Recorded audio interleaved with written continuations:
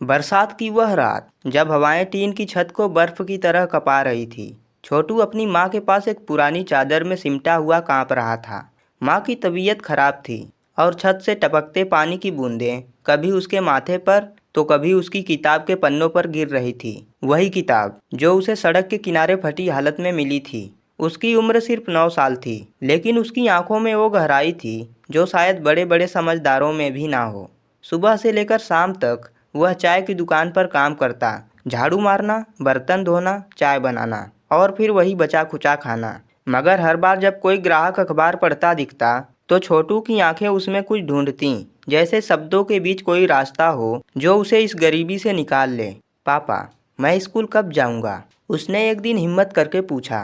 पिता ने चुपचाप चूल्हे की आंच बढ़ा दी और जवाब में कहा, हम गरीबों के हिस्से में बस मेहनत है बेटा, पढ़ाई अमीरों का सपना है।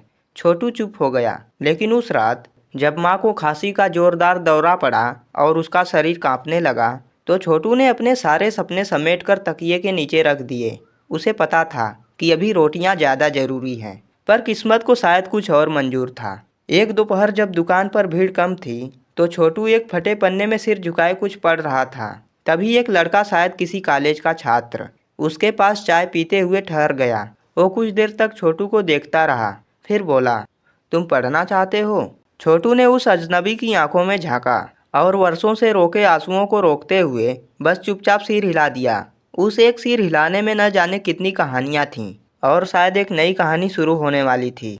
अगले दिन सुबह सुबह जब छोटू दुकान पर पहुंचा, तो सामने वही कॉलेज का लड़का खड़ा था, हाथ में एक पुराना बस्ता, कुछ किताबें और स्कूल का एक दाखिला फार्म। अब तुम चाय नहीं बेचोगे, पढ़ोगे। उसके शब्द सीधे छोटू के दिल में उतर गए। छोटू अवाक खड़ा रहा, जैसे विश्वास नहीं हो रहा हो कि कोई उसका सपना यूं थामकर चला आया हो। वो दौड़ता हुआ माँ के पास पहुँचा।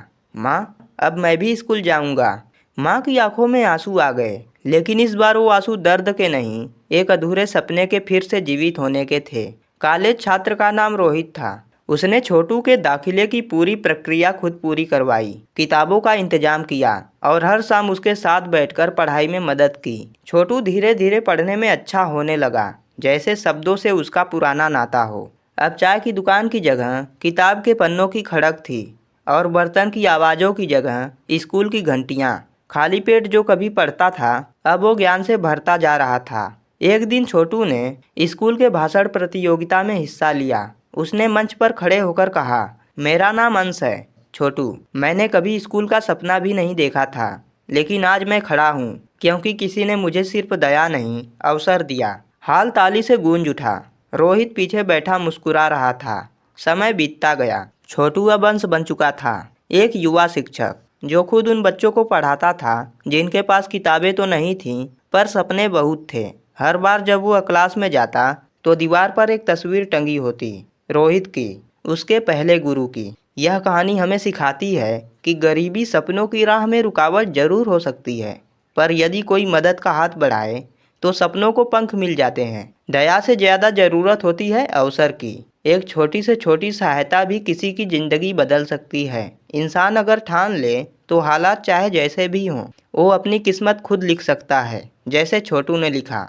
साथियों, यह कहानी आपको कैसी लगी?